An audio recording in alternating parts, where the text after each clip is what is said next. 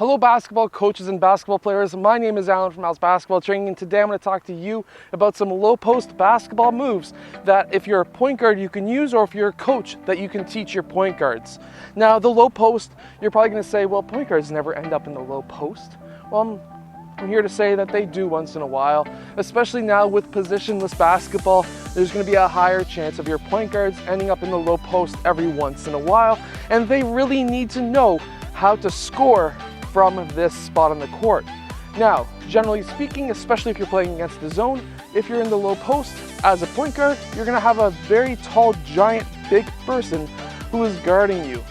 Now, I played center all the way up to about grade 10. Grade 11 switched over, and most of the time I got to play guard, which was a massive change. So even if you're younger and you're playing center, make sure to know every position of the court, and vice versa. If you're a point guard, you may grow later on in life and you need to know those posts. So keep that in mind. But anyways, so in the low post, if you're a guard, you might want to take 1 to 2 steps out. Even if you're a center, it's good to have a little bit more space to operate with.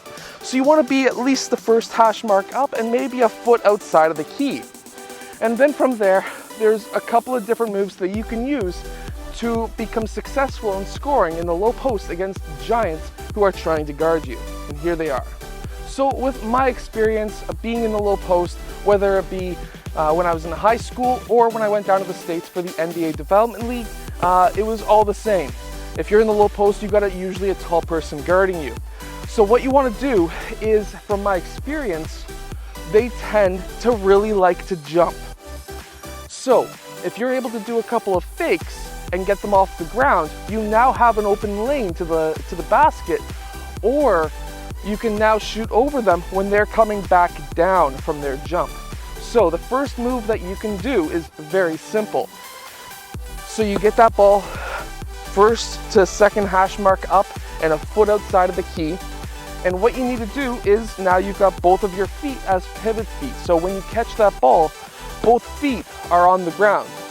What you're going to do in this first move is to turn around and take a jump shot fake. Now, if that gets them off the ground, you have a very easy lane to the basket. So you get that ball, pivot, jump shot fake.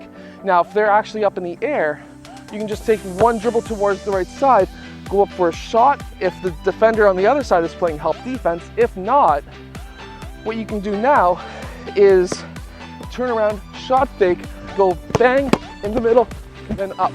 Now, when you do that move, when you go towards the middle of the key and you do a jump stop, if there's a defender on that side coming out to play defense, if you feel like you can go up for that layup, go up for the layup. If not, there's going to be somebody open on that side. Passing the ball, you can get yourself a 3-point shot for your team, or you can get a mid-range shot. Either way, it's an assist for you. Now, another move that I really loved being able to use was the up and under. Now, even as a guard, you can use this move. So again, both of your feet are pivot feet. Your left foot this time is the inside foot to the key is going to be your pivot foot. And what you're going to be doing here, you're going to turn around, do a shot fake. If they get off the ground, you take one dribble in and then lay up with the left hand. Make sure to do a jump stop when you're landing, and make sure that you're going up with 2 hands, because when generally in this area of the court, there's going to be a lot of contact. So if you get fouled and you go up with 2 hands all the way until the end, you're going to have a lot more control of the basketball, which is going to allow you to score more points. Because if you can get that layup, then you can get a free throw shot. You now have a 3-point play without having to take a 3-point shot.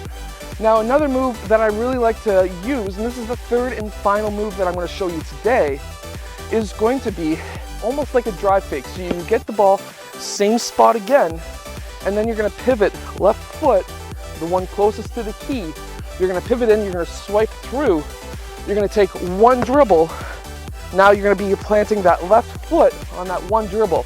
That's going to bring your defender over towards this side. Then you're going to go 1, 2, and up. Now, it's a really great move to use.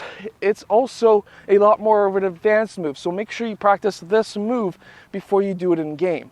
So it's going to look like this. You're going to get the ball. If you're alone, you can spin the ball to yourself. You can pivot, swipe through, bang, and then up. Now I hope that these 3 basketball moves help you score more from the low post, whether you're a guard or a center. Anyways, I'll see you guys again tomorrow for another Twice a Day basketball video.